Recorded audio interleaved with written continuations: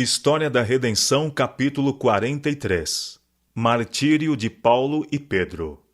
Os apóstolos Paulo e Pedro estiveram por muitos anos muito distanciados em seu trabalho, sendo que o trabalho de Paulo era levar o evangelho aos gentios, enquanto Pedro trabalhava especialmente pelos judeus. Contudo, na providência de Deus, ambos deviam testemunhar de Cristo na metrópole do mundo, e sobre seu solo ambos deviam derramar o sangue como semente de uma vasta colheita de santos e mártires. Cerca do tempo do segundo aprisionamento de Paulo, também Pedro foi preso e encerrado na prisão. Tinha se tornado especialmente odioso às autoridades pelo seu zelo e sucesso em expor os enganos e desfazer a trama de Simão Mago, o encantador, que o seguira a Roma a fim de opor-se e impedir a obra do Evangelho. Nero, que era crente em magias, patrocinava Simão. Ficou assim grandemente exasperado contra o apóstolo e dessa maneira prontamente ordenou sua prisão. A maldade do imperador contra Paulo foi fortalecida pelo fato de que membros da casa imperial e também outras pessoas de distinção haviam sido convertidas ao cristianismo durante sua primeira prisão.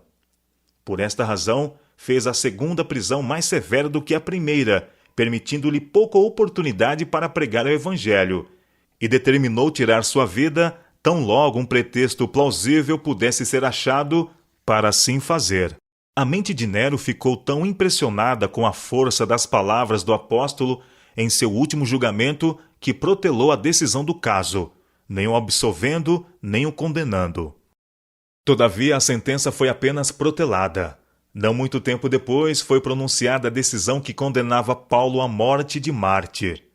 Sendo cidadão romano, não podia ser torturado, sendo, portanto, sentenciado a ser decapitado.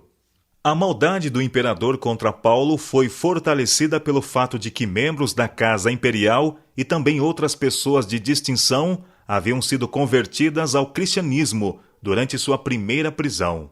Pedro, como um estrangeiro judeu, foi condenado a ser açoitado e crucificado. Na perspectiva desta terrível morte, o apóstolo lembrou seu grande pecado em haver negado a Jesus na hora de seu julgamento, e seu único pensamento foi que ele era indigno de morrer da mesma maneira que seu mestre. Pedro havia se arrependido sinceramente daquele pecado e tinha sido perdoado por Cristo, como se pôde ver pela alta missão a ele dada para alimentar as ovelhas e cordeiros do rebanho. Ele, porém, nunca pôde perdoar a si mesmo. Nem mesmo o pensamento das agonias da última e terrível cena puderam diminuir a amargura de sua tristeza e arrependimento. Como último favor, rogou de seus algozes que fosse pregado na cruz de cabeça para baixo. O pedido foi atendido, e desta maneira morreu o grande apóstolo Pedro. O testemunho final de Paulo. Paulo foi levado reservadamente ao lugar da execução. Seus perseguidores, alarmados com a extensão de sua influência, temiam que fossem ganhos conversos para o cristianismo por meio das cenas de sua morte. A poucos espectadores se permitiu estar presentes. Mas os empedernidos soldados que o acompanhavam ouviram suas palavras e com espanto o viram animoso e mesmo alegre à vista de semelhante morte. Seu espírito de perdão para com os assassinos e sua inabalável confiança em Cristo até o derradeiro momento mostrou ser um cheiro de vida para alguns que testemunharam seu martírio. Mais de um logo aceitaram o Salvador que Paulo pregava e selaram destemidamente com sangue a sua fé. A vida de Paulo, até o último instante, testificou da verdade de suas palavras aos coríntios. Porque Deus que disse: das trevas resplandeça a luz, Ele mesmo resplandeceu em nossos corações, para a iluminação do conhecimento da glória de Deus na face de Cristo. Temos, porém, este tesouro em vasos de barro, para que a excelência do poder seja de Deus e não de nós. Em tudo somos atribulados, porém não angustiados, perplexos, porém não desanimados, perseguidos, porém não desamparados, abatidos, porém não destruídos, levando sempre no corpo o morrer de Jesus para que também a sua vida se manifeste em nosso corpo. 2 Coríntios capítulo 4, versos 6 a 10. Sua competência não estava em si mesmo, mas na presença e na operação do Divino Espírito que lhe enchia a alma e levava cativo todo entendimento à vontade de Cristo. O fato de que sua própria vida exemplificava a verdade que proclamava dava convincente poder tanto à sua pregação como à sua conduta. Disse o profeta: Tu, Senhor, conservarás em perfeita paz aquele cujo propósito é firme, porque ele confia em ti.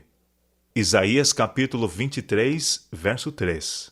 Foi esta paz celestial expressa no semblante de Paulo que ganhou muitas almas para o Evangelho.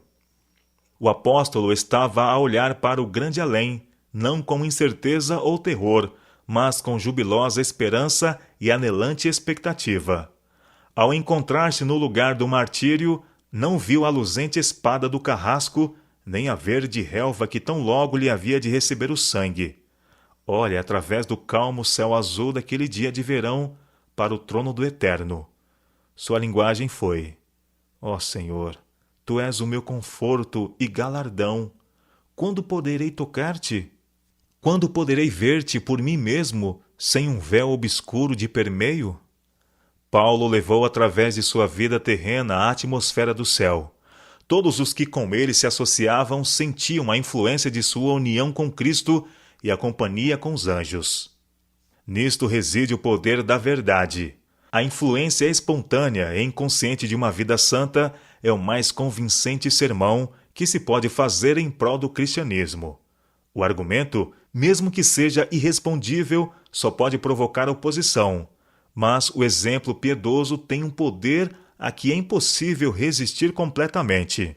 Ao passo que o apóstolo perdia de vista os seus próprios sofrimentos que se aproximavam, sentia uma profunda solicitude pelos discípulos que ele estava prestes a deixar a lutar com o preconceito, o ódio e a perseguição. Ele se esforçou para fortalecer e encorajar os poucos cristãos que o acompanharam ao local da execução, repetindo as inexcedíveis e preciosas promessas feitas àqueles que são perseguidos por causa da justiça. Assegurou-lhes que nada falharia de tudo aquilo que o Senhor falara com respeito a seus filhos provados e fiéis. Eles se levantarão e brilharão, pois a luz do Senhor estará sobre eles. Eles vestirão suas belas vestes quando a glória do Senhor lhes for revelada. Por pouco tempo poderão estar sob a opressão de multiformes tentações. Poderão estar destituídos de conforto terrestre, mas devem animar seus corações dizendo: Eu sei em quem tenho crido. Ele é capaz de guardar o meu depósito. Os sofrimentos terão fim, e a alegre manhã de paz e dia perfeito virá. O capitão da nossa salvação preparou seu servo para o último grande conflito. Resgatado pelo sacrifício de Cristo, lavado do pecado em seu sangue e revestido de sua justiça, Paulo tem um testemunho em si mesmo de que sua alma era preciosa à vista de seu Redentor. Sua vida está escondida com Deus em Cristo, e ele está persuadido de que aquele que conquistou a morte é capaz de guardar o seu depósito. Seu espírito se apega à promessa do Salvador. Eu o ressuscitarei no último dia. São João capítulo 6, verso 40. Seus pensamentos e esperanças estão centralizados na segunda vinda de seu Senhor. E quando a espada do carrasco desce e as sombras da morte envolvem a alma mártir, seu último pensamento se eleva, do mesmo modo que o primeiro, quando ressuscitar, para encontrar o doador da vida, que o há de convidar para o gozo dos santos. Quase 20 séculos se passaram desde que o idoso Paulo derramou seu sangue em testemunho da palavra de Deus e para testificar de Jesus Cristo. Nenhuma mão fiel registrou às gerações vindouras as últimas cenas da vida desse santo homem. A inspiração, porém, nos preservou seu testemunho ao morrer ele. Com o clangor de uma trombeta, sua voz tem repercutido através de todos os séculos, enrijando com sua coragem milhares de testemunhas de Cristo e despertando em milhares de corações, feridos pela tristeza, o eco de sua alegria triunfante. Quanto a mim, estou já sendo oferecido por libação, e o tempo da minha partida é chegado. Combati o bom combate, completei a carreira, guardei a fé.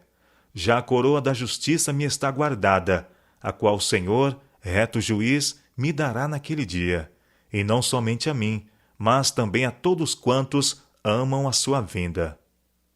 2 Timóteo, capítulo 4, versos 6 e 8.